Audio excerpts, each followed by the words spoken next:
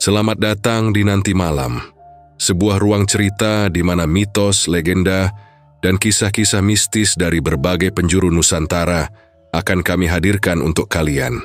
Di sini kita ini akan menyingkap cerita-cerita horor yang kadang hanya beredar sebagai bisikan, rumor atau rahasia yang tidak semua orang berani ungkapkan. Setiap malam, ada kisah yang menunggu untuk diceritakan. Dan mungkin saja kisah itu bukan sekadar dongeng. Ada hal-hal yang tidak bisa dijelaskan dengan logika. Ada misteri yang tetap hidup, meski waktu sudah berganti. Dan malam ini kamu akan mendengar salah satunya. Cerita yang akan kami bawakan bukan sekadar cerita biasa. Ini adalah kisah tentang Gunung Keramat, sebuah tempat yang dipenuhi rahasia kelam. Tempat di mana konon pesugihan kera putih masih menuntut tumbalnya. Bagi masyarakat sekitar, gunung ini bukan sekadar tumpukan tanah dan pepohonan, melainkan gerbang menuju dunia gaib yang menyimpan kutukan. Bayangkan sebuah desa yang tiba-tiba gempar karena warganya menghilang satu persatu. Tidak hanya satu, tidak dua, tapi sampai 7 orang. Semua hilang tanpa jejak, seolah lenyap di telan bumi. Setiap kali ada yang menghilang, selalu terdengar suara aneh dari arah gunung. Suara kera besar yang bergema di tengah malam. Masyarakat percaya itu adalah panggilan dari kera putih. Sosok gaib yang konon menjadi penjaga sekaligus penguasa pesugihan di Gunung Keramat. Pesugihan ini menjanjikan kekayaan luar biasa, tapi tentu saja ada harga yang harus dibayar. Tidak ada kesepakatan dengan makhluk gaib tanpa balasan. Dan balasannya seringkali adalah nyawa. Apakah ke-7 warga itu menjadi tumbal pesugihan? Atau mereka terseret masuk ke alam lain yang tak pernah bisa dijangkau manusia? Tidak ada yang tahu pasti. Yang jelas sampai sekarang, Gunung Keramat tetap menjadi tempat yang ditakuti. Malam ini, di Nanti Malam, kita akan menyingkap kisah penuh kengerian. Hilangnya 7 warga di Gunung Keramat. Teror pesugihan kera putih yang menghantui. Matikan lampu, duduk tenang, dan dengarkan baik-baik. Karena bisa jadi apa yang kalian dengar malam ini akan terbawa sampai mimpi. Di sebuah desa kecil di Jawa, tersembunyi di balik rimbunnya hutan dan jauh dari jalan raya, ada sebuah gunung yang oleh warga sekitar disebut Gunung Keramat. Sejak lama, nama gunung ini selalu menimbulkan rasa takut.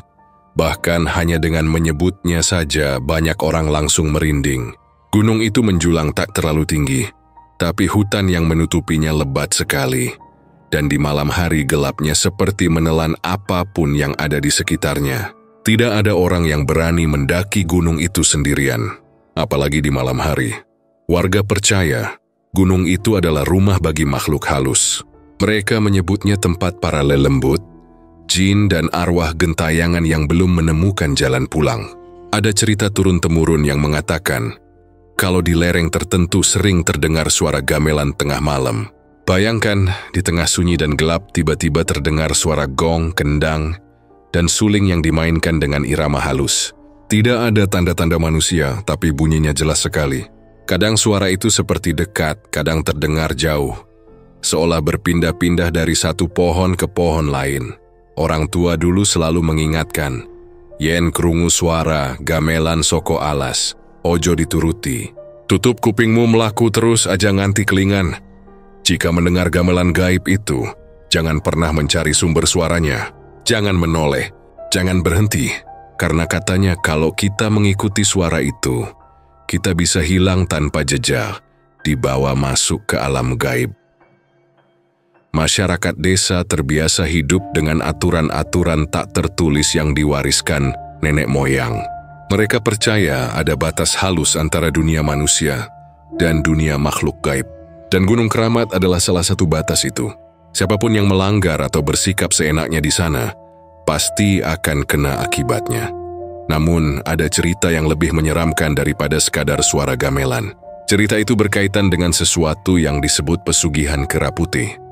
Dari mulut ke mulut, kisah tentang pesugihan ini sudah menyebar, meski jarang ada yang berani membicarakannya terang-terangan. Bahkan menyebut namanya saja sudah dianggap pamali. Tapi diam-diam banyak orang tahu bahwa Gunung Keramat adalah salah satu tempat untuk melakukan ritual pesugihan tersebut. Pesugihan kera putih dipercaya sebagai jalan pintas menuju kekayaan. Konon, siapapun yang berani melakukan ritualnya akan mendapatkan harta melimpah dalam waktu singkat. Sawahnya jadi luas, usahanya sukses, rumahnya megah. Apapun yang diinginkan bisa datang dengan mudah. Tapi, tentu saja ada harga yang harus dibayar. Tidak ada pemberian dari makhluk halus yang gratis. Balasannya selalu nyawa. Baik nyawa orang lain maupun nyawa keluarga sendiri. Cerita lama menyebutkan, dahulu ada seorang juragan kaya di desa seberang yang tiba-tiba hidupnya berubah. Dulunya ia hanya seorang petani biasa. Hidup sederhana, tidak menonjol. Tapi dalam waktu singkat, ia bisa membangun rumah besar dengan tiang kayu jati. Sawahnya bertambah luas, dan ternaknya berlipat ganda. Warga mulai curiga dari mana semua kekayaan itu datang. Hingga akhirnya ada orang yang membocorkan rahasia. Si juragan ternyata melakukan ritual pesugihan kera putih di Gunung Keramat. Ritual itu dilakukan di malam Jumat Kliwon saat bulan purnama. Orang yang meminta pesugihan harus membawa sesaji berupa kembang 7 rupa, darah ayam cemani dan kemenyan. Di tempat tertentu di dalam hutan, ia harus duduk sendiri dan memanggil sang kera putih. Bila ritual diterima, maka kera putih akan menampakkan diri dalam wujud seekor kera besar berwarna putih dengan mata merah menyala. Sosok itu kemudian akan menawarkan perjanjian. Kekayaan seumur hidup dengan syarat ada tumbal nyawa yang harus diserahkan secara berkala. Orang-orang bilang, kera itu tidak selalu mengambil tumbal dari orang asing. Kadang justru keluarga terdekat yang dijadikan korban. Itulah kenapa orang-orang yang terikat perjanjian pesugihan biasanya hidup dalam ketakutan, karena mereka tahu cepat atau lambat bayaran itu akan ditagih. Di desa sekitar Gunung Keramat, banyak orang tua yang masih mengingat kejadian-kejadian aneh yang dianggap berkaitan dengan pesugihan ini. Pernah suatu malam ada suara jeritan panjang dari arah gunung. Warga keluar rumah karena kaget. Suara itu terdengar seperti manusia diseret, bercampur dengan suara kera besar yang mengaum keras. Keesokan paginya, salah satu warga ditemukan hilang. Hanya tersisa sandal jepitnya yang tergeletak di jalan setapak menuju hutan. Sejak itu, anak-anak selalu dilarang main ke arah gunung, apalagi saat matahari sudah tenggelam.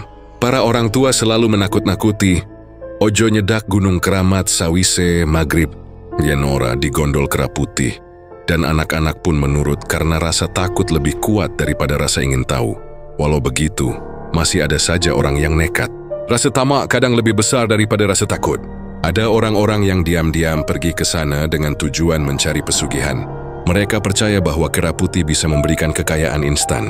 Dan memang ada beberapa orang yang dulunya miskin mendadak jadi kaya. Rumah mereka megah, mobil mewah, tanah luas. Tapi anehnya, tidak ada satupun yang berumur panjang.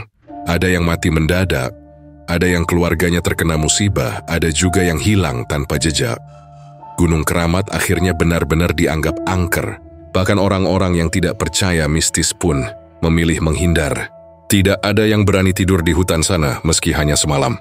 Orang-orang desa berkata, jika engkau nekat bermalam di sana, kau akan merasakan gangguan. Entah suara gamelan, bayangan hitam yang berkeliling, atau yang paling menyeramkan penampakan kera putih sendiri. Cerita tentang kera putih ini bukan hanya sekadar dongeng. Banyak saksi yang mengaku pernah melihat sosoknya. Mereka menggambarkan kera itu sangat besar. Bulunya putih bersih tapi matanya merah menyala seperti bara api. Tubuhnya lebih tinggi dari manusia, dengan suara napas berat yang bisa terdengar dari jauh. Katanya, kalau ia menatapmu, tubuhmu akan langsung lemas dan sulit bergerak. Ada juga cerita seorang pemuda bernama Wito yang pernah pulang larut malam dari ladang.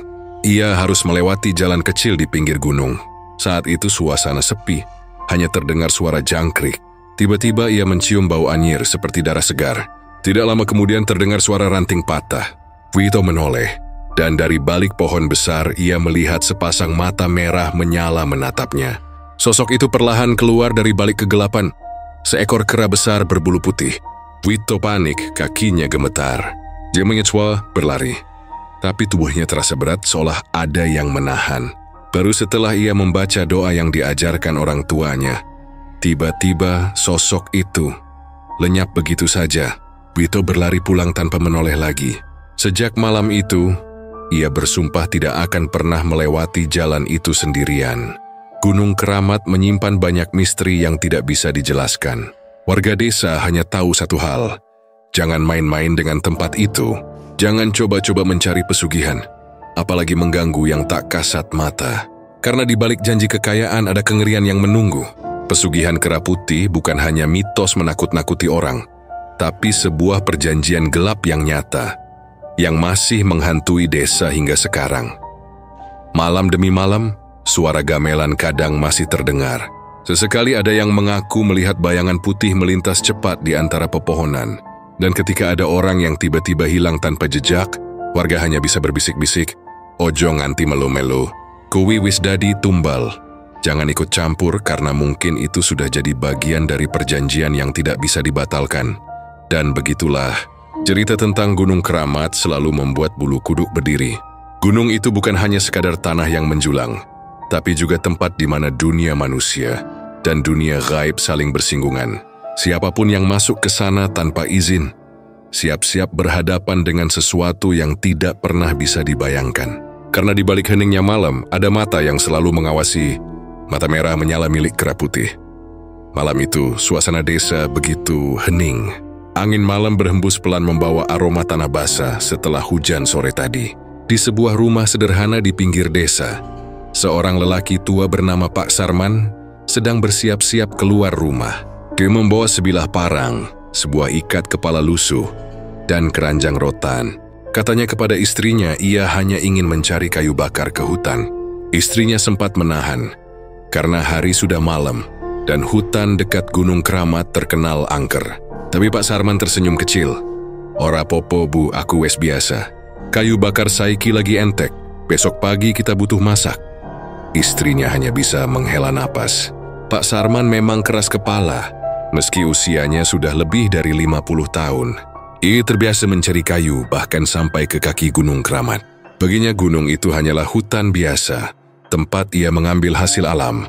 Ia tidak terlalu peduli dengan cerita-cerita angker yang sering didongengkan orang tua.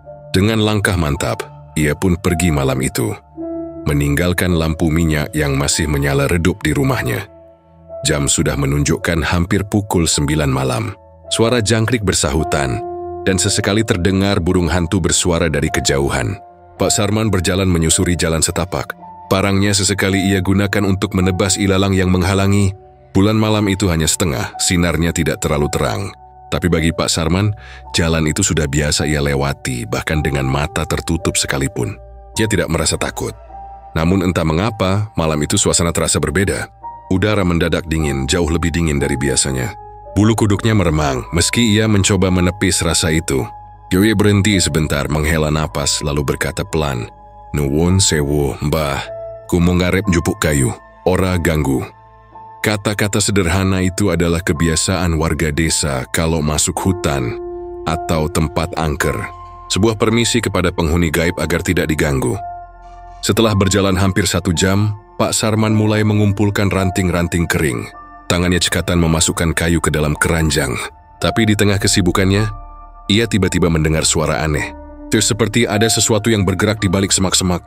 Suara itu berat, disertai dengan ranting patah. Ia menoleh tapi tidak melihat apa-apa, hanya kegelapan hutan yang pekat. Ia kembali sibuk dengan ranting. Namun suara itu muncul lagi. Kali ini lebih jelas, seperti langkah kaki besar menghentak tanah. Duk, duk, duk. Suaranya pelan tapi berat, seakan sesuatu yang sangat besar sedang bergerak perlahan di sekitarnya. Pak Sarman menajamkan telinga. Dadanya mulai terasa sesak. Tiba-tiba dari kejauhan terdengar suara kera. Tapi bukan kera biasa. Suaranya dalam, panjang, dan menggema. Suara itu membuat Pak Sarman merinding sekujur tubuh.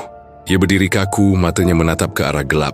"Kira opo sing suara neng gono kui?" Gumamnya pelan. Ia mencoba memberanikan diri. Dengan langkah hati-hati, ia memanggul keranjangnya dan memutuskan untuk pulang. Namun baru beberapa langkah, suara itu semakin mendekat. Suara kera bercampur dengan derap langkah berat. Daun-daun bergoyang, dahan pohon berderak, seolah ada sesuatu yang sangat besar bergerak di baliknya. Pak Sarman mempercepat langkah. Nafasnya semakin berat. Tiba-tiba ia mencium bau amis menyengat seperti darah segar. Bau itu semakin kuat, membuat perutnya terasa mual. Ia menoleh sekali lagi, dan dari sela pepohonan ia melihat sepasang mata merah menyala. Mata itu menatap lurus ke arahnya. Pak Sarman terdiam, tubuhnya kaku. Tuyul ingin berlari, tapi kakinya terasa berat, seperti menempel di tanah. Mata itu semakin dekat, dan samar-samar tampak sosok besar berambut putih keluar dari kegelapan. Bulunya panjang, putih seperti kapas, tapi tubuhnya menyeramkan. Wajahnya menyerupai kera, tapi lebih besar dari manusia dewasa. Matanya merah menyala, mulutnya terbuka memperlihatkan deretan gigi runcing. Pak Sarman akhirnya bisa berteriak. Suaranya menggema ke seluruh hutan, "Tolong!" Tapi suaranya langsung tenggelam oleh raungan kera besar itu. Suara yang begitu keras hingga dedaunan di sekitar bergetar. Setelah itu tidak ada lagi yang tahu apa yang terjadi dengan Pak Sarman. Keesokan paginya istrinya cemas karena suaminya tidak kunjung pulang. Ia meminta bantuan tetangga untuk mencari. Beberapa orang desa berkumpul dan berangkat menuju hutan. Mereka menyusuri jalan setapak yang biasa dilewati Pak Sarman.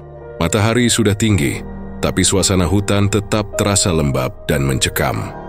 Setelah berjam-jam mencari, mereka tidak menemukan apa-apa kecuali sebuah keranjang rotan yang tergeletak di tanah. Parang milik Pak Sarman menancap di sampingnya, tapi tidak ada tanda-tanda tubuhnya. Yang lebih menyeramkan, di tanah sekitar sana terlihat bekas tapak kaki besar. Tapaknya aneh, tidak bulat seperti telapak manusia, tapi juga tidak seperti jejak hewan yang dikenal warga. Bentuknya menyerupai telapak kera, tapi ukurannya luar biasa besar, jauh lebih besar dari manusia. Orang-orang mulai berbisik ketakutan. Seorang lelaki tua yang ikut mencari berkata dengan suara gemetar, "Iki dudu jejak wong, iki jejaknya kera putih." Semua terdiam. Tidak ada yang berani menambahkan kata-kata. Mereka membawa pulang kabar itu ke desa dan membuat semua orang geger. Hari berganti hari, namun Pak Sarman tidak pernah ditemukan. Warga terus mencari bahkan sampai ke lereng lebih dalam, tapi hasilnya tetap sama. Seolah tubuh Pak Sarman benar-benar lenyap di telan gunung. Hanya suara-suara aneh yang kadang terdengar saat pencarian dilakukan. Suara gamelan samar, suara kera besar mengaum, dan bau amis yang tiba-tiba muncul tanpa sebab. Desa pun mulai diliputi kegelisahan. Awalnya orang-orang masih berpikir mungkin saja Pak Sarman tersesat. Tapi semakin lama harapan itu memudar. Semua bukti mengarah pada satu hal. Hilangnya Pak Sarman berkaitan dengan teror kera putih. Warga mulai resah, takut keluar rumah saat malam tiba. Anak-anak dilarang bermain jauh, apalagi mendekati hutan. Namun ketakutan itu berubah menjadi horor nyata ketika orang lain mulai menghilang. Tidak hanya satu, tapi satu persatu, warga desa lenyap tanpa jejak. Ada yang hilang saat mencari rumput untuk ternak. Ada yang hilang saat pulang larut malam. Bahkan ada yang hilang begitu saja tanpa ada yang melihat. Polanya selalu sama, hilang di sekitar Gunung Keramat, dan selalu disertai tanda-tanda aneh seperti bau amis atau suara kera di malam hari. Jumlah korban semakin bertambah. Hingga dalam waktu sebulan sudah ada 7 orang yang hilang. Desa menjadi mencekam. Warga tidak berani keluar rumah setelah maghrib. Jalanan desa yang biasanya ramai jadi sunyi. Lampu-lampu minyak dipasang di depan rumah, sambil orang-orang berdoa agar keluarga mereka tidak menjadi korban berikutnya. Para tetua desa akhirnya berkumpul. Mereka mencoba mencari jawaban. Ada yang menyarankan untuk mengadakan selamatan besar. Ada yang bilang harus memanggil dukun atau orang pintar untuk menutup jalan gaib di gunung itu. Tapi ada juga yang berbisik bahwa hilangnya 7 warga itu bukan kebetulan. Mereka percaya ada seseorang dari desa sendiri yang melakukan pesugihan kera putih, dan 7 warga itu adalah tumbalnya. Bisikan-bisikan itu menambah suasana desa semakin panas. Orang-orang mulai curiga satu sama lain. Setiap orang kaya mendadak jadi bahan pembicaraan. Apa jangan-jangan dia yang jaluk pesugihan? Apa jangan-jangan keluarganya? Suasana penuh kecurigaan membuat hubungan antar warga retak. Namun satu hal yang pasti, sejak hilangnya Pak Sarman, Gunung Keramat tidak lagi hanya sekadar tempat angker yang penuh mitos. Gunung itu berubah menjadi sumber teror nyata.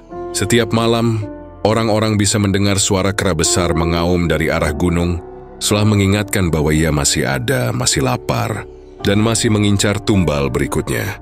Sejak hilangnya Pak Sarman, suasana desa mulai berubah. Warga yang biasanya hidup dengan tenang, bekerja di sawah, menggembala ternak, dan saling sapa setiap pagi, kini dihantui rasa takut yang tidak bisa dijelaskan. Orang-orang yang dulu masih berani lewat jalur hutan di kaki Gunung Keramat untuk memperpendek perjalanan, kini memilih memutar jauh meski butuh waktu lebih lama. Tidak ada yang berani lewat sendirian, apalagi setelah gelap. Awalnya orang masih berpikir mungkin Pak Sarman tersesat atau mungkin diserang hewan buas. Tetapi harapan itu hancur ketika hanya dalam beberapa minggu setelahnya, satu persatu, warga lain ikut hilang. Yang kedua hilang adalah seorang pemuda bernama Yono. Ia dikenal sebagai anak periang yang sehari-harinya mencari rumput untuk sapi. Suatu sore ia pamit kepada ibunya hendak ke padang rumput di dekat kaki gunung. Biasanya ia selalu pulang sebelum senja, tetapi hari itu sampai malam tiba, ia tak juga kembali. Ibunya cemas, warga desa pun mulai mencari dengan membawa obor. Mereka beramai-ramai masuk ke jalan setapak yang sering dilewati Jono. Namun semakin malam, bukannya menemukan Jono, mereka justru mendengar suara aneh dari arah gunung. Suara kera, tapi tidak seperti kera biasa. Suaranya berat, panjang, bergema, membuat daun-daun bergetar. Au! Begitu panjang dan dalam, sampai bulu kuduk semua orang berdiri. Seorang bapak tua langsung berkata dengan suara gemetar, "Wis, ayo bali." Iki dudu suara kera biasa. Pencarian dilanjutkan keesokan paginya. Mereka menemukan sabit kecil milik Jono tertinggal di rerumputan, dengan rumput yang terpotong, berserakan. Tetapi Jono sendiri tak pernah kembali.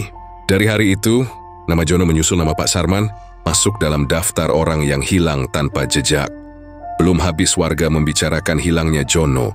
Beberapa hari kemudian, seorang ibu muda bernama Sarti yang sedang mencari kayu bakar di pinggiran hutan juga menghilang. Suaminya mengatakan ia hanya pergi sebentar, tetapi ketika ditunggu sampai malam, ia tak kunjung kembali.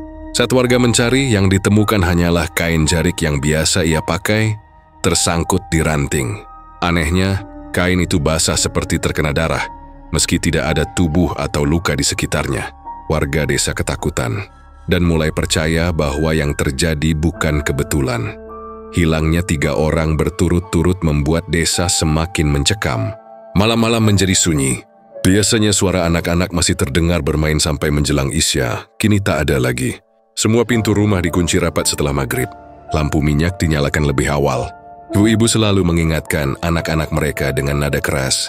Ojo metu, nduk, wis peteng, nek metu di gondol lelembut. Anak-anak pun hanya bisa bermain di dalam rumah, meski sesekali mereka menempelkan telinga ke dinding, mendengarkan suara gamelan samar yang konon kadang terdengar dari arah gunung. Namun horor tidak berhenti di situ. Dalam waktu sebulan, total 7 orang menghilang. Setelah Pak Sarman, Jono, dan Bu Sarti, korban berikutnya adalah Mbah Karto, seorang kakek yang suka mencari daun-daunan obat.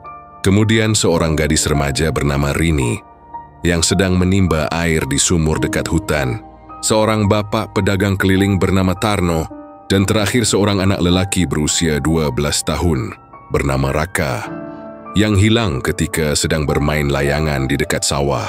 Semuanya lenyap tanpa jejak, dan yang lebih menakutkan, setiap kali ada orang hilang, selalu terdengar suara kera besar dari arah gunung. Suara itu membuat siapapun yang mendengar merasa darahnya berhenti mengalir. Bukan hanya sekali atau 2 kali, tapi hampir setiap kejadian suara itu muncul. Kadang terdengar di tengah malam, kadang saat senja. Suaranya panjang, bergema, dan berat. Orang yang mendengarnya menggambarkan bahwa itu seperti suara dari dada yang sangat besar, keluar dengan penuh tenaga, bukan suara kera biasa. Koyo suara wong ning dudu wong, koyo kera ning geden. Ora umum. Begitu kata seorang saksi yang sempat mendengar dengan jelas.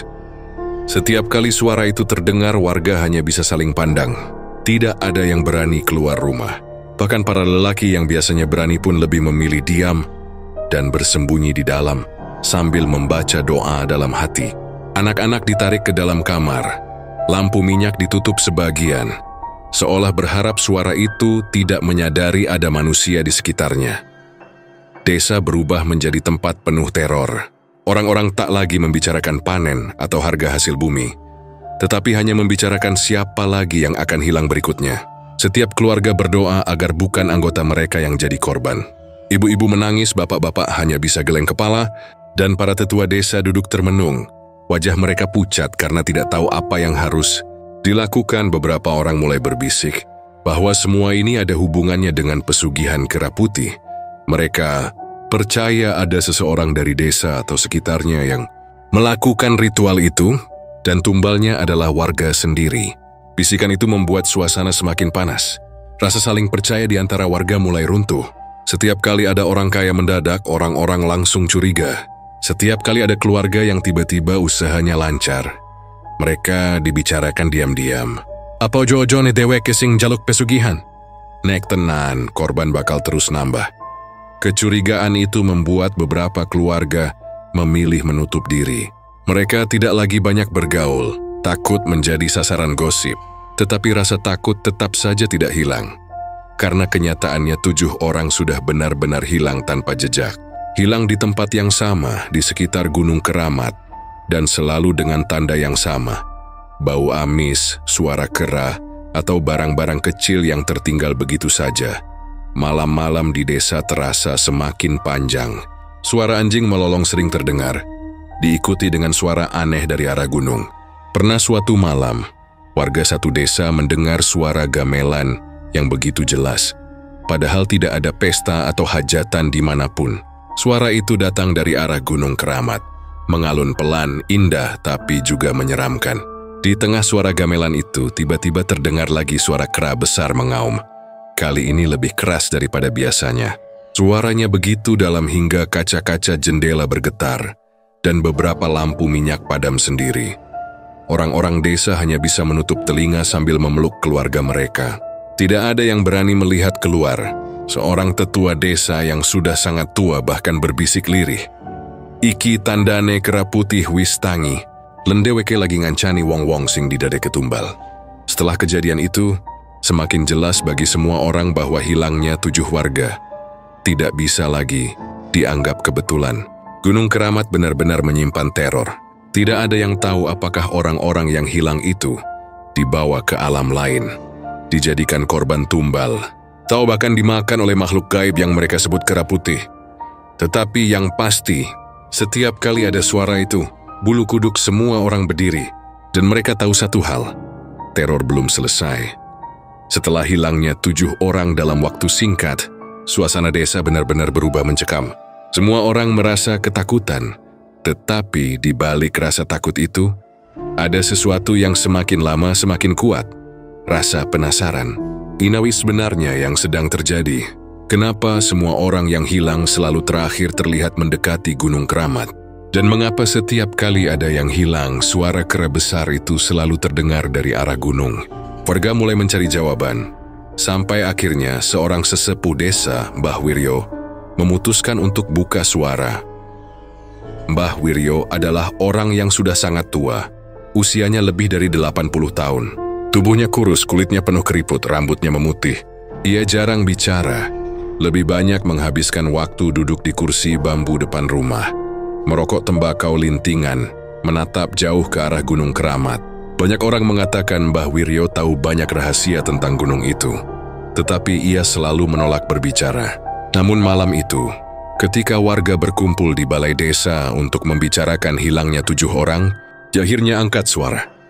Dengan suara serak pelan, Mbah Wiryo berkata, "Sarjane kowe kabeh wis ngerti, ning pada ora gelem ngakoni, Gunung Keramat iku dudu gunung biasa. Sakajaman biyen wis ana sing gawe perjanjian karo makhluk gaib sing wujude kera putih." Semua orang terdiam. Tidak ada yang berani memotong kata-katanya. Mereka tahu inilah jawaban yang selama ini mereka takutkan, tetapi juga butuhkan. Mbah Wiryo melanjutkan ceritanya. Menurut penuturannya, sejak puluhan tahun lalu, Gunung Keramat sudah menjadi tempat orang-orang mencari kekayaan instan lewat jalan gelap. Mereka datang ke sana membawa sesaji, biasanya berupa kembang 7 rupa, ayam cemani, dan kemenyan. Di Wideng Gres Tengah Hutan pada malam Jumat Kliwon atau malam bulan purnama mereka melakukan ritual khusus. Saat itulah jika beruntung, atau justru sial, akan muncul sosok gaib yang disebut kera putih. Kera putih bukan sembarang makhluk. Ia digambarkan sebagai kera raksasa berbulu putih bersih. Matanya merah menyala seperti bara api, dan tubuhnya setinggi 2 kali manusia dewasa. Dia bisa berbicara dengan suara berat yang bergema, suara yang tidak sepenuhnya mirip manusia tetapi bisa dimengerti. Barang siapa berhadapan dengan kera putih akan ditawari perjanjian. Kekayaan berlimpah, jabatan tinggi, apapun yang diinginkan bisa terwujud. Tetapi sebagai gantinya ada tumbal nyawa yang harus diberikan. Awalnya tumbal bisa berupa hewan. Seekor ayam cemani atau kambing hitam sering menjadi syarat awal. Tetapi semakin lama syarat itu meningkat. Kera putih akan meminta nyawa manusia, biasanya orang yang masih muda atau sehat. Ada yang bilang semakin dekat hubungan korban dengan orang yang melakukan ritual, semakin besar pula kekayaan yang akan diberikan. Itulah sebabnya banyak orang takut pada pesugihan ini. Karena kabarnya kera putih sering menagih tumbal dari keluarga pelaku sendiri. Mbah Wiryo berhenti sebentar, menghisap rokok tembakaunya dalam-dalam. Asap mengepul keluar dari mulutnya, membuat wajah tuanya semakin misterius. Ia lalu menatap warga satu persatu dan berkata dengan suara berat, "Yen ana sing berani ngelanggar perjanjian kuwi, utawa ora gelem menehi tumbal maneh, kera putih bakal njupuk awak dewe. Ora ana sing iso wal, lan aku yakin iki sing saiki kedadean. Wong-wong sing ilang kuwi dudu mung kesasar, deweke didadeke tumbal." Kata-kata itu membuat seluruh warga gemetar. Suasana balai desa menjadi hening. Hanya terdengar suara malam dari luar, jangkrik yang bersahutan. Beberapa ibu-ibu menunduk, menahan air mata, membayangkan nasib 7 orang yang sudah hilang. Anak-anak dipeluk erat, seolah takut sewaktu-waktu ada yang datang menjemput mereka. Seorang bapak muda akhirnya memberanikan diri bertanya, "Mbah, yen tenan ana sing jaluk pesugihan, opo kowe ngerti sapa wonge?" Pertanyaan itu membuat semua kepala menoleh ke arah Mbah Wiryo. Tetapi ia hanya menggeleng pelan. "Aku ora bisa ngomong sembarangan. Sing jelas, nek ono wong sing mendadak sugih tanpa sebab, ojo mung dianggap rejeki." Kedua hati-hati, warga saling pandang. Mereka tahu, beberapa tahun terakhir memang ada beberapa orang di desa yang hidupnya berubah drastis. Dulu biasa saja, kini rumahnya megah, sawahnya luas, usahanya lancar. Selama ini orang-orang hanya menganggap mereka beruntung. Tetapi setelah cerita Mbah Wiryo, semua berubah. Bisikan-bisikan mulai terdengar, rasa curiga tumbuh. Namun tidak ada yang berani menuduh secara terang-terangan, karena takut kalau salah menuduh. Justru mereka sendiri yang kena bala. Malam itu, banyak orang pulang dari balai desa dengan wajah pucat. Mereka kini yakin, Gunung Keramat benar-benar menjadi tempat pesugihan kera putih. Hilangnya 7 orang bukan sekadar musibah, melainkan bagian dari perjanjian gelap. Dan siapapun yang menjadi pelakunya, ia telah menyerahkan nyawa orang lain demi kekayaannya sendiri. Keesokan harinya, desas-desus itu semakin menyebar. Di warung kopi, orang-orang membicarakan hal yang sama.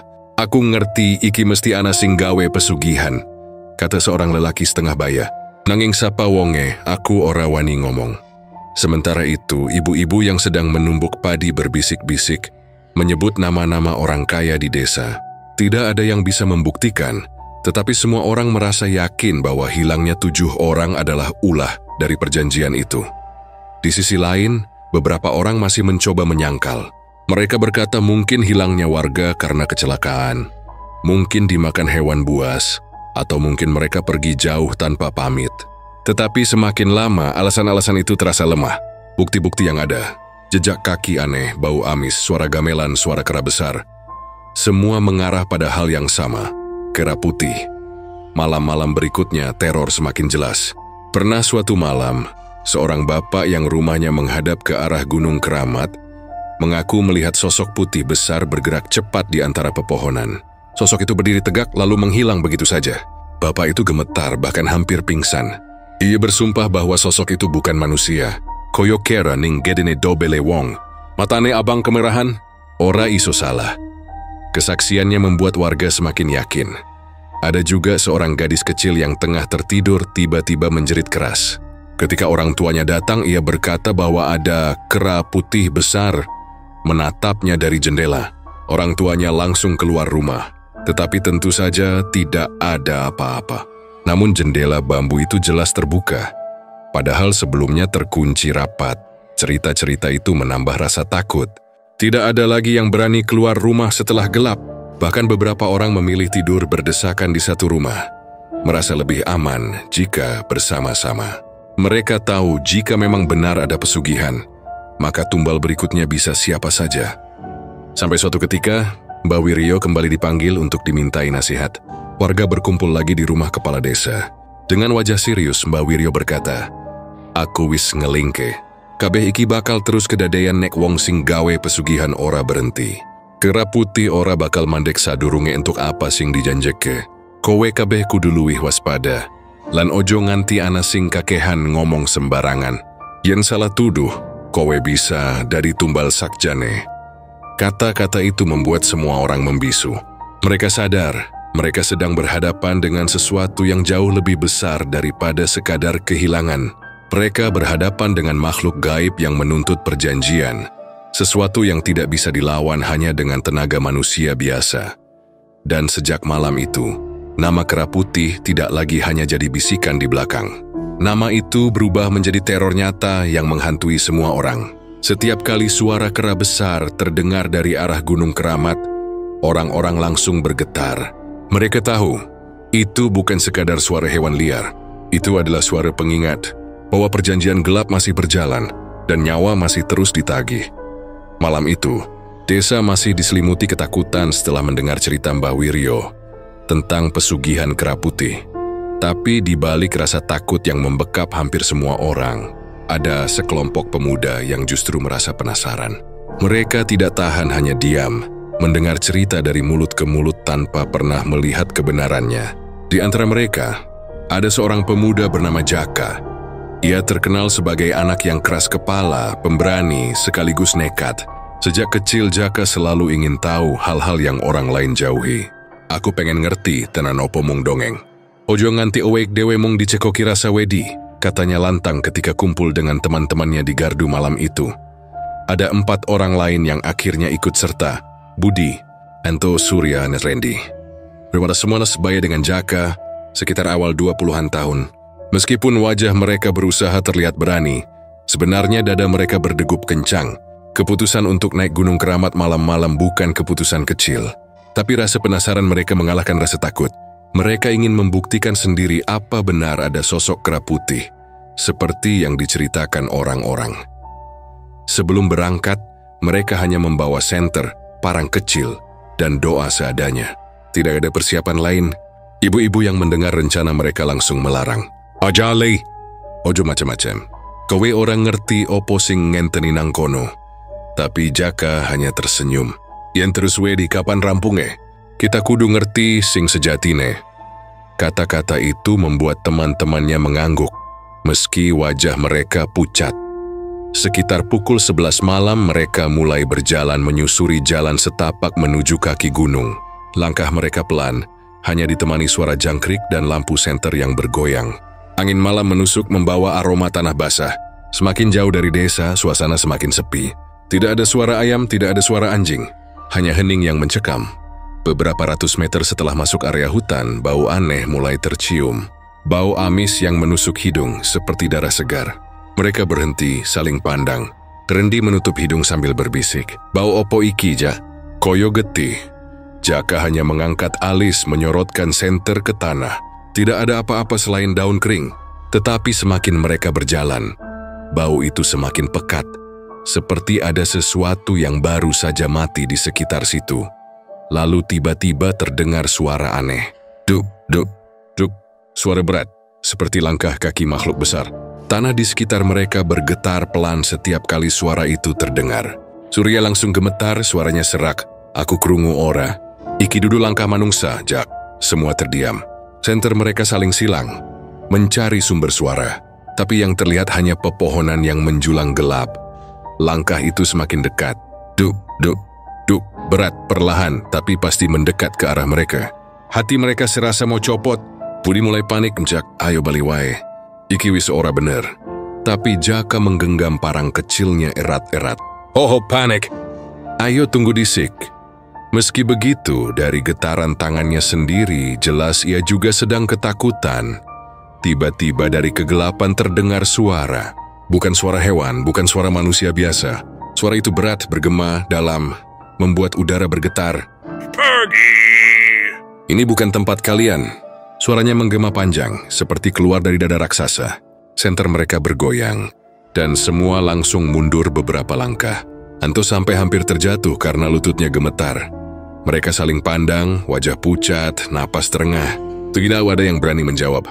Tetapi suara itu terdengar lagi. Kali ini lebih keras. Pergi! Kalian tidak pantas di sini. Daun-daun bergetar, ranting patah, dan angin dingin tiba-tiba berhembus kencang. Budi langsung berteriak, Jak! Yomule Saiki! Aku ora iso! Tetapi Jaka masih menatap gelap, mencoba mencari wujud pemilik suara itu. Ia merasa matanya menangkap bayangan putih besar di antara pepohonan. Bayangan itu bergerak cepat lalu hilang. Hanya sekejap, tetapi cukup untuk membuat bulu kuduk berdiri. Ndang bali wae. Jak, iki pancen bener. Dudu dongeng, bisik Surya sambil menarik tangan Jaka. Tapi Jaka malah berkata lirih, Aku kudu ngerti.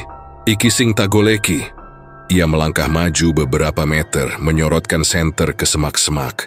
Teman-temannya ragu, tetapi karena takut ditinggal sendirian, mereka akhirnya ikut juga. Langkah mereka semakin dalam ke hutan. Bau amis makin pekat bercampur dengan aroma kemenyan yang samar-samar tercium. Aroma itu seperti baru saja terbakar. Padahal tidak ada tanda api di sekitar mereka. Senter menyorot batang pohon besar. Dan di situ mereka melihat sesuatu. Ada bekas tulisan aneh di batang pohon, seperti simbol atau mantra. Dibuat dengan cairan merah yang sudah mengering. Rendi langsung menjerit kecil. Astagfirullah. Iki opo yak? Jaka mendekat, mencoba melihat lebih jelas. Simbol itu berbentuk lingkaran dengan tanda silang di dalamnya. Di sekelilingnya ada coretan yang tak bisa dibaca. Seperti tulisan kuno, darah segar mengering di batang pohon, menetes hingga ke akar. Belum sempat mereka bicara, suara itu terdengar lagi. Kali ini lebih dekat, seperti tepat di belakang mereka. Pergi! Tahu kalian akan menjadi tumbal! Semua serentak menoleh, dan saat itulah mereka melihatnya. Di balik pepohonan, sosok besar berdiri. Tubuhnya diselimuti bulu putih yang bersinar pucat di bawah cahaya bulan. Matanya merah menyala, menatap lurus ke arah mereka. Tingginya hampir 2 kali lipat manusia dewasa. Tangannya panjang, kukunya tajam, dan dari mulutnya terdengar desis berat. Itulah kera putih. Senter mereka langsung jatuh satu persatu. Rendi berteriak histeris, Allahu Akbar. Anto gemetar sampai tidak bisa bergerak. Surya jatuh terduduk, hampir pingsan. Sementara Jaka, meski seluruh tubuhnya kaku, tetap menatap sosok itu dengan mata terbelalak. Kera putih melangkah maju. Setiap langkahnya membuat tanah bergetar. Duk, duk, durih. Bau amis semakin kuat bercampur dengan hawa dingin yang menusuk tulang. Sosok itu berhenti hanya beberapa meter dari mereka. Nafasnya terdengar keras, setiap helaan seperti angin kencang yang membuat daun berdesakan. Dengan suara berat yang membuat dada serasa dihantam, kera putih berkata, Kalian berani mengganggu perjanjian? Siapa pengkhianat itu? Suaranya bergema membuat kepala mereka berputar. Jasa mencoba bicara meski suaranya bergetar. Kami hanya ingin tahu apa yang sebenarnya terjadi. Sosok itu mendekat sedikit, matanya menyala semakin terang. Manusia Siraka, kalian tidak akan mengerti. Tiba-tiba terdengar jeritan panjang dari arah atas gunung. Jeritan seperti manusia yang sedang disiksa. Suara itu bercampur dengan tawa keras yang menyeramkan. Teman-teman Jaka menutup telinga, menangis ketakutan. Jaka akhirnya sadar ini sudah terlalu jauh. Ia menoleh ke teman-temannya dan berteriak, Melayu. Saiki uga. Mereka semua bangkit dan lari secepat mungkin. Senter terombang-ambing. Langkah mereka kacau, sebagian terjatuh tapi tetap memaksa berlari. Di belakang mereka terdengar suara berat mengaum panjang. Britaisiwa. Suara itu membuat burung-burung malam berhamburan. Pohon-pohon berderak dan bumi terasa bergetar. Mereka berlari tanpa henti, napas terengah-engah, sampai akhirnya cahaya desa mulai terlihat dari kejauhan. Barulah mereka berhenti, jatuh tersungkur, tubuh gemetar hebat. Tidak ada yang berani bicara. Mata mereka kosong, wajah pucat, masih terbayang sosok kera putih di depan mata. Sejak malam itu mereka berlima tidak pernah sama lagi. Rendi tidak berhenti menangis setiap malam. Anto sakit panas tinggi selama berhari-hari. Surya tidak berani keluar rumah. Budi memilih pindah ke rumah keluarganya di desa lain. Dan Jaka, meski tidak mengaku takut, matanya selalu terlihat kosong, seakan ada sesuatu yang masih mengikutinya dari hutan. Desa semakin yakin, kera putih bukan lagi sekadar legenda. Ia nyata, dan ia sedang menagih sesuatu. Dan malam itu hanyalah peringatan bahwa teror sebenarnya belum benar-benar dimulai. Hutan di Gunung Keramat malam itu seperti ditutup tirai hitam yang pekat. Udara terasa dingin menusuk, seakan setiap hembusan angin membawa bisikan gaib. Jaka dan kawan-kawannya masih berdiri gemetar. Tubuh mereka kaku. Jantung berdegup tak beraturan. Dari balik pepohonan, suara berat bergema, napas panjang yang terdengar seperti hembusan angin ribut. Tuk, ingkur. Tanah bergetar pelan, dedaunan kering berjatuhan. Dan tiba-tiba muncul sosok besar dari kegelapan. Senter yang mereka pegang bergetar tak terkendali. Cahaya yang goyah itu memperlihatkan wujud makhluk yang selama ini hanya mereka dengar dari cerita orang-orang tua. Seekor kera raksasa berwarna putih. Bulunya panjang, berkilau pucat dalam temaram bulan. Matanya merah menyala seperti bara api, seakan bisa menembus dada mereka satu persatu. Tubuhnya menjulang tinggi, lebih besar dari manusia manapun. Otot-ototnya menegang, giginya runcing, dan dari mulutnya keluar desis kasar yang membuat bulu kuduk berdiri. Ya Allah, bisik Randy lirih sambil jatuh tersungkur. Kakinya lemas, tak sanggup menopang tubuhnya. Surya sudah lebih dulu terduduk.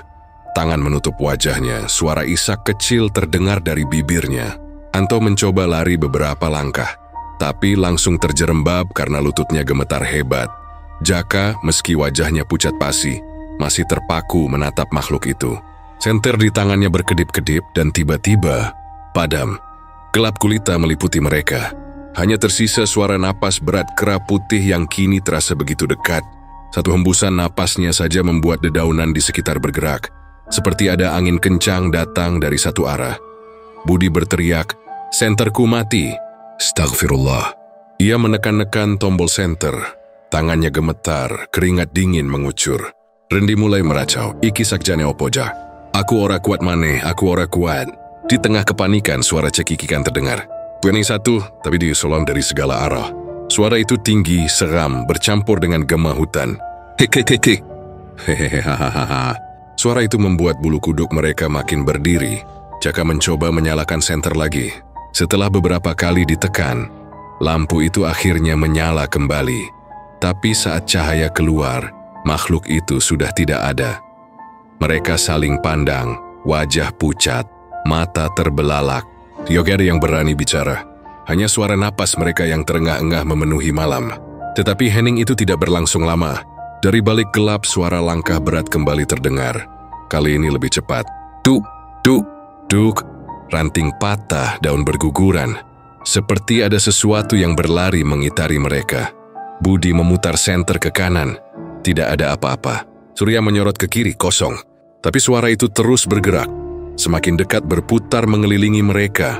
Rasa panik makin memuncak. Randy berteriak histeris, "Ayo Bali!" Saiki juga. Oyo nganti kene. Tapi sebelum mereka sempat bergerak, suara berat itu terdengar lagi. Kali ini jelas di belakang mereka. "Aku butuh tumbal!" Suara itu menghantam telinga, menggema sampai ke dada. Semua langsung meloncat kaget. Senter Budi terlepas, jatuh menghantam tanah, tapi sebelum padam sempat menyorot sebentar. Dalam cahaya singkat itu, terlihat sekilas wajah kera putih, hanya beberapa meter di belakang mereka.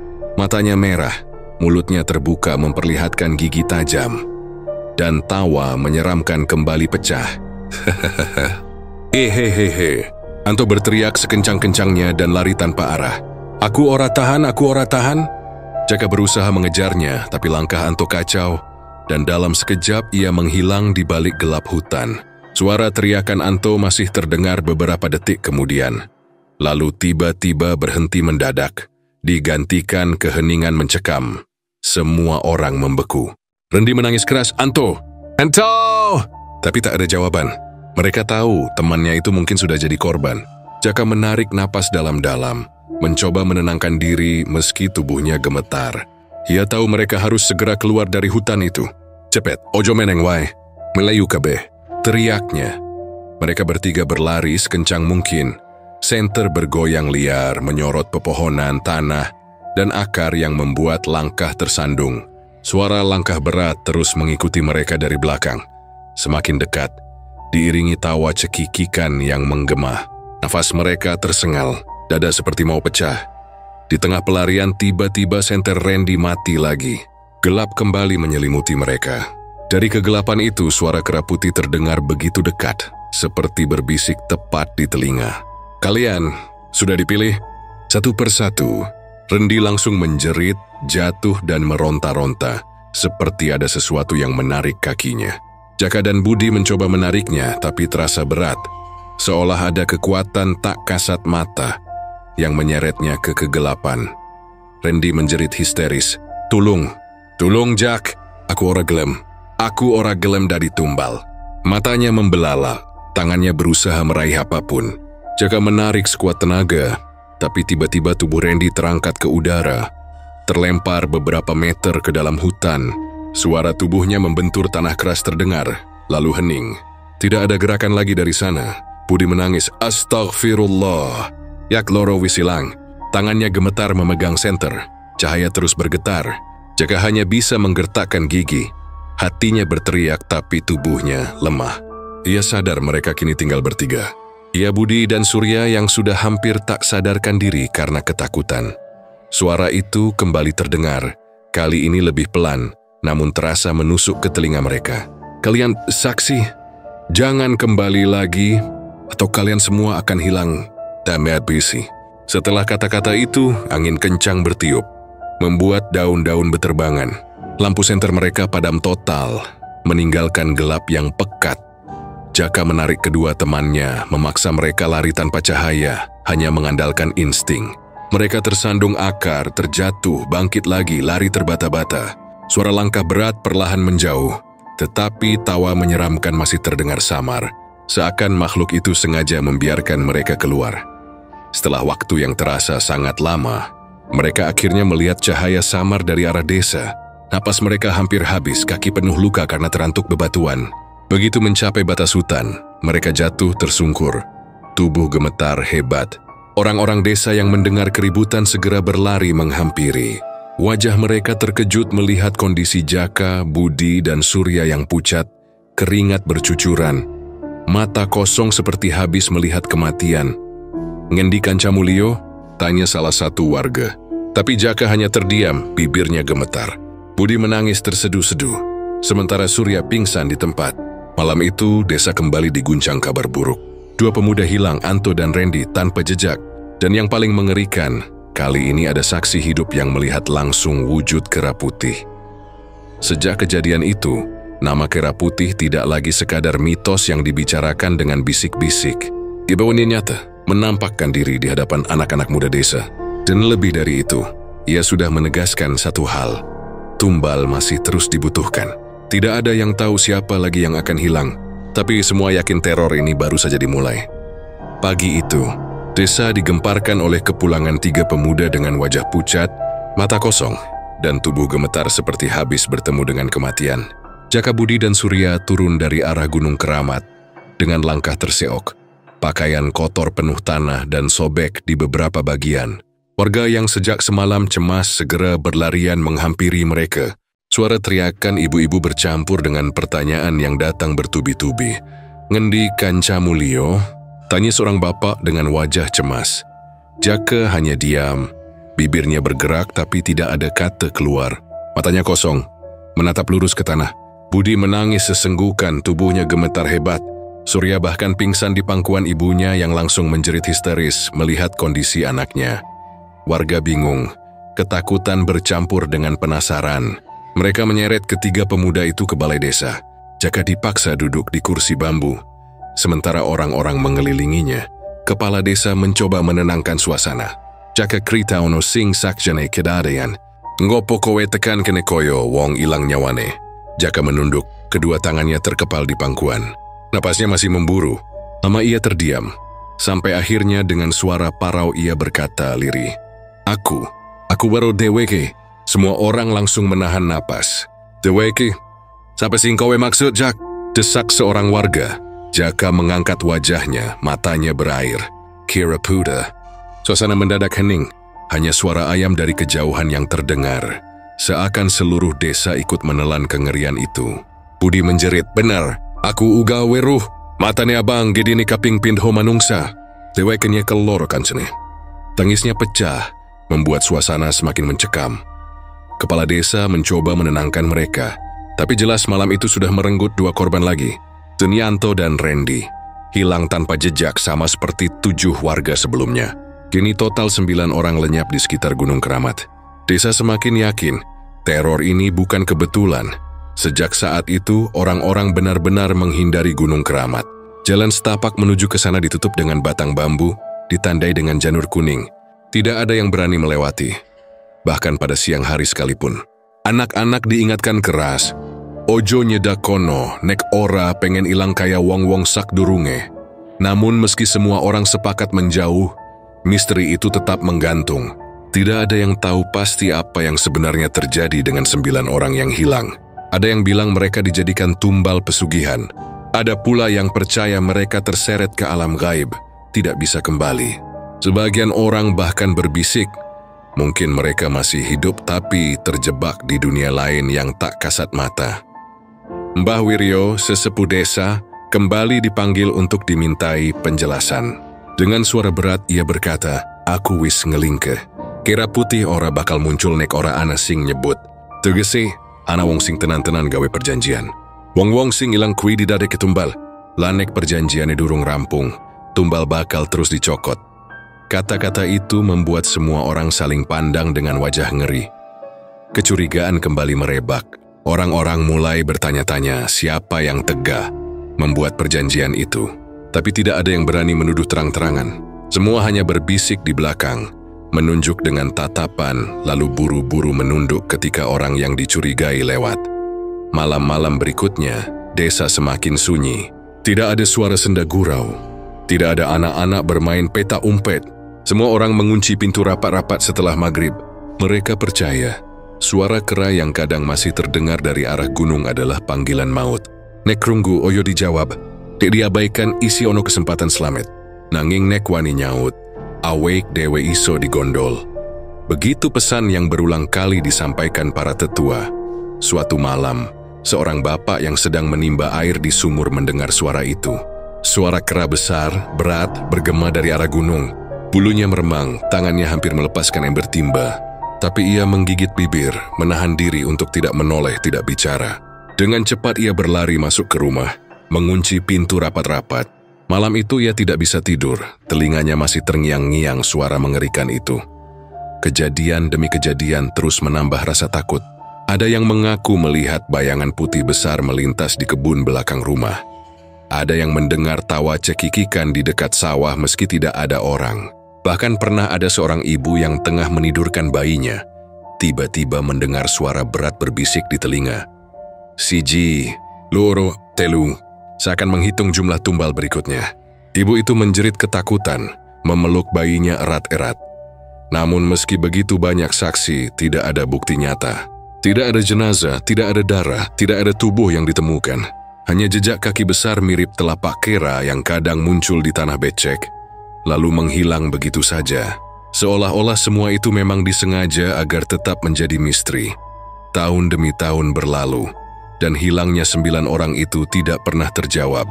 Dan orang-orang desa mulai menerima kenyataan pahit bahwa mereka mungkin tidak akan pernah kembali. Nama mereka hanya tinggal cerita, dikenang dengan doa dalam setiap tahlilan. Tapi rasa takut tidak pernah benar-benar hilang. Gunung Keramat tetap berdiri dengan gagahnya. Hutan lebatnya menutupi rahasia kelam. Sesekali ketika bulan purnama, warga yang masih terjaga bersumpah melihat cahaya samar di puncak gunung. Seperti obor yang bergerak-gerak. Ada juga yang mendengar suara gamelan dari kejauhan. Mengalun indah namun membuat hati merinding. Jadi tahu, itu bukan suara manusia. Itu tanda dunia gaib masih hidup di sana.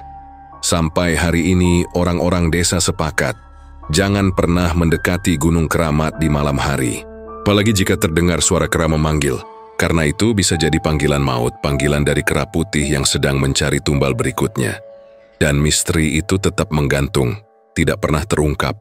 Siapa sebenarnya yang berani membuat perjanjian? Apa tujuan mereka? Kemana perginya 9 orang yang hilang? Tidak ada jawaban. Yang ada hanya ketakutan yang diwariskan dari generasi ke generasi. Anak-anak yang tumbuh besar di desa itu selalu dinasihati dengan kalimat yang sama. Ojo cedak gunung keramat, enduk. Ojo nganti kowe krungu suara kera bengi-bengi. Merganek krungu. Iku tanda nyawamu wis dijaluk. Hingga akhirnya Gunung Keramat dan Kera Putih menjadi bagian dari cerita gelap yang tidak pernah padam. Setiap kali angin malam berhembus membawa suara samar dari arah gunung. Setiap kali ada yang hilang di sekitar hutan, warga desa hanya bisa berbisik dengan wajah ngeri. Pesugihan kuwi durung rampung, tumbal isi terus dicokot, dan begitulah, kisah itu menjadi misteri yang tak pernah terungkap. Sebuah cerita yang tetap hidup di ingatan, menunggu siapa lagi yang berani menantang maut untuk membuktikan kebenarannya. Dan begitulah kisah mencekam dari Gunung Keramat. Misteri hilangnya 7 warga desa yang tak pernah kembali, suara kera besar yang menggema dari hutan, hingga penampakan sosok kera putih yang menyeramkan. Semuanya menjadi cerita kelam yang masih hidup di ingatan warga sampai hari ini. Tidak ada yang tahu pasti kebenarannya. Tapi satu hal yang jelas, pesugihan selalu menuntut harga yang mahal, dan nyawa manusia sering jadi taruhannya. Kesimpulannya, keinginan manusia untuk cepat kaya lewat jalan pintas bisa membuka pintu ke hal-hal yang tidak seharusnya disentuh. Pesugihan bukanlah solusi, melainkan jebakan yang membawa malapetaka, dan Gunung Keramat menjadi saksi bisu dari keserakahan yang akhirnya berubah menjadi teror abadi. Kalau kalian melewati sebuah gunung, hutan, atau tempat angker di malam hari, dan tiba-tiba mendengar suara kera yang tidak biasa, jangan pernah menoleh, jangan pernah menjawab, karena bisa jadi itu adalah panggilan maut dari Kera Putih. Terima kasih sudah mendengarkan cerita ini di channel Nanti Malam. Jangan lupa untuk subscribe, like, dan share supaya kami bisa terus menghadirkan kisah-kisah horor dan misteri dari berbagai daerah di Indonesia. Ingat, setiap malam ada cerita. Tidak kipito, cerita itu bisa saja terjadi di sekitar kita. Sampai jumpa di kisah mistis berikutnya, hanya di Nanti Malam.